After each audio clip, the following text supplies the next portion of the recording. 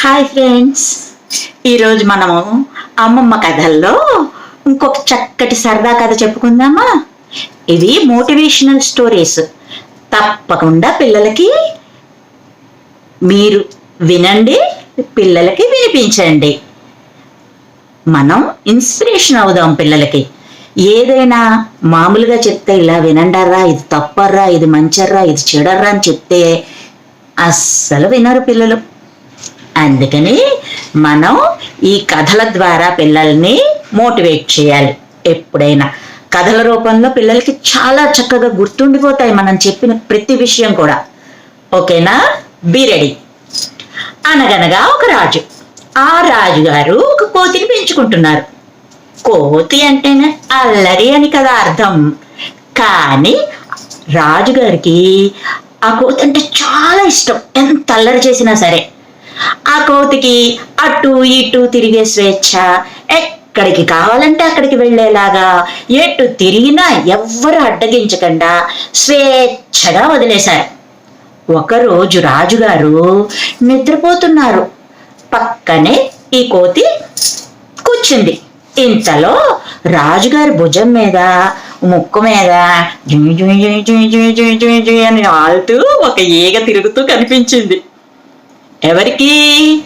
కోతికి. దాన్ని తోలడానికి షో షో అని ప్రయత్నించింది కోతి. కానీ ఆ ఈగ అటు ఇటు ఎగురుతోంది. అప్పుడప్పుడు వచ్చి రాజుగారి మీద వాలుతోంది. రాజుగారికేమో నిద్రాభంగం కలుగుతుందేమో అని ఆ కోతి ఏం చేయాలా అని ఆలోచించింది. దానికి ఓ ఐడియా వచ్చింది.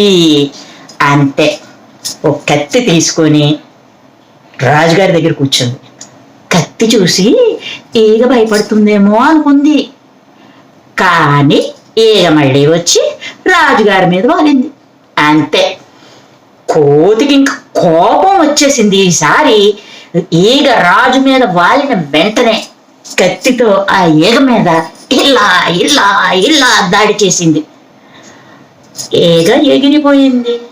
కానీ రాజుగారికి ఈ కత్తి తగిలి గాయాలయ్యాయి.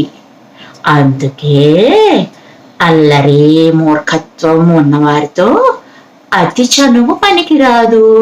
వాళ్ళని మిత్రులుగా ఆమోదించకూడదు. అది మంచిది కాదు, ప్రమాదహేతు అని పెద్దలు చెప్తారన్నమాట. ఇదర్రా మన కథ. మనం తప్పకుండా పిల్లలకి నేర్పించాల్సిన కథ. లైక్ చేయండి, షేర్ చేయండి, సబ్స్క్రైబ్ చేయండి, నన్ను ఎంకరేజ్ చేయండి. Thank you friends.